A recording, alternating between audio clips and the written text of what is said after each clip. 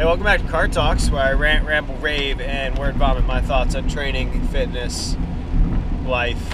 And so today, thinking about movement patterns, movement variations. Was listening to a really good podcast episode, Power Athlete Radio.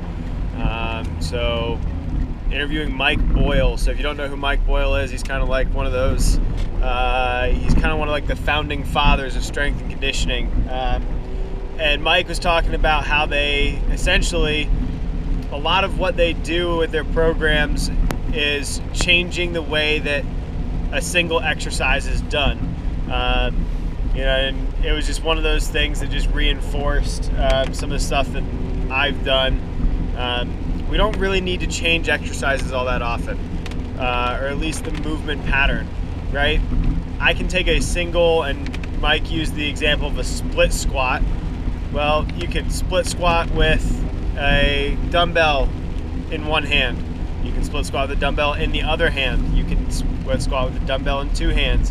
You can split squat with a sandbag on your back. You can hug a sandbag. You can do a split squat with your rear foot elevated.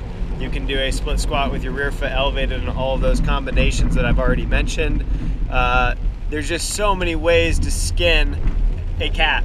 But you don't have to change. The movement can stay the same, but we can change our sets, we can change our reps, we can change our tempo.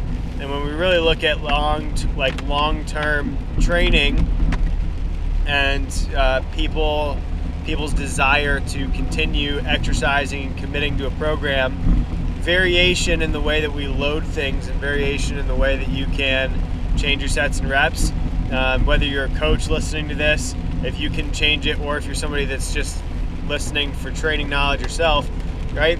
Have fun with things. You don't necessarily change the exercise, but change the way that you add resistance to it. Change the way that you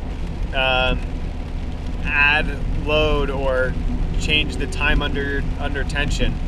We don't need to pick new exercises. We don't need to change the cat, but there's a lot of different ways to skin the cat, if that makes sense. So that's just what's on my mind. Just a quick little video for the day. Hope that helps you out. And until next time, we'll see you behind the steering wheel.